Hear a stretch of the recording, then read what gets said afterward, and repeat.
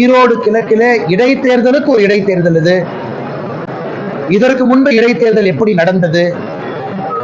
ஒருவேளை விக்கிரவாண்டியில் வித்தியாசமாக இருக்கும் என்று நினைத்த பொழுது விக்கிரவாண்டியம் எப்படி நடந்தது என்பதையெல்லாம் முழுமையாக தேசிய ஜனநாயக கூட்டணி அதை பார்த்தோம்.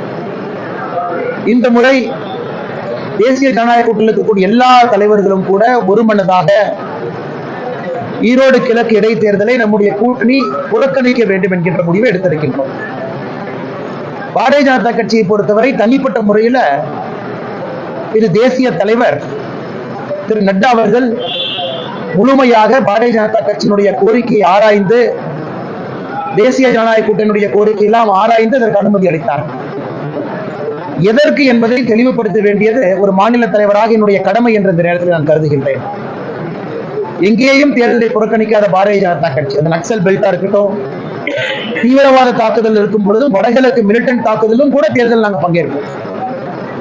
தமிழகத்துல எந்த அளவுக்கு லஞ்ச லாவண்யம் என்பது, ஓட்டுக்கு பணம் கொடுப்பது என்பது சாதாரணமாக நாம் எல்லோரும் ஏற்றுக்கொள்ளும் விதமாக இன்று தேர்தல் நடத்தப்பட்டு வருகிறது. ஆனால் இந்த ஈரோடு கிழக்கு தேர்தலில் மக்கள் இதை கூர்ந்து கவனிப்பார்கள். கடந்த முறை எப்படி பட்டியல மக்களை அடைத்து வைத்தார்களோ அதுபோல இந்த முறை தேசிய ஜனநாயக கூட்டணி நின்றிருந்தால் நிச்சயமாக அடைத்து வைத்திருப்பார்கள். மக்களுக்கு அந்த வழி வேண்டாம் என்று நினைக்கின்றோம். அதே நேரத்தில் தமிழக மக்கள் இதை உணர்வார்கள் என்று நம்புகின்றோம். தமிழகத்தில் இருக்கக்கூடிய எதிர்கட்சிகள் எல்லோரும் அனைத்து இந்திய அண்ணா திராவிட முன்னேற்ற கழகத்தில் ஆரம்பித்து தேசிய ஜனநாயக முற்போக்கு கூட்டணியிலிருந்து தேசிய ஜனநாயக கூட்டணியில் இருக்கக்கூடிய எல்லா கட்சிகளும் ஒரு தேர்தலை இவ்வளவு பெரிய அளவில் புறக்கணிப்பது இது முதல் முறையாக நான் பார்க்கின்றேன். தமிழக மக்கள் நிச்சயமாக எதற்கு என்கின்ற கேள்வியை கேட்பாங்க. இத்தனை கட்சிகள் எதற்காக இது போன்ற ஒரு முடிவு எடுக்கிறாங்க என்பதை பரிசீலிப்பார்கள். இதன் மூலம் மக்களே ஒரு உந்துதல் கொடுப்பாங்க. இந்த முறை ஈரோடு கிழக்கு தேர்தலில் மக்கள் யாருக்கு வாக்களித்தாலும், நோட்டாவுக்கு வாக்களித்தாலும், யாருக்கு வாக்களிக்காமல் இருந்தாலும் மக்கள் மனசாட்சிப்படி தேர்தலிலே தவறு செய்யக்கூடிய ஒரு கட்சிக்கு சாட்டை அடி கொடுப்பார்கள் என்கின்ற ஒரு நம்பிக்கையால் தேசிய ஜனநாயக கூட்டணி இதை புறக்கணிக்கின்றோம்.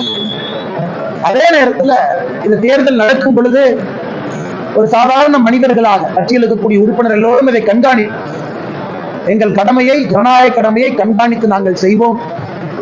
தமிழகத்திலே அடக்குமுறை, ஆட்சி அதிகாரத்தை தவறாக பயன்படுத்துவது, பணம், கொலுசு, பட்டியலை அடைப்பது, பரிசு பொருட்கள், இது எல்லாம் கூட ஒரு 15 நாட்கள்ல ஒரு தேர்தலையே கேவலப்படுத்தக்கூடிய விதமாக திமுகவுடைய செயல்பாடு, இது எல்லாம் தமிழகத்தில் அது கடைசி முறையாக இருக்கும் என்று நம்புகின்றோம்.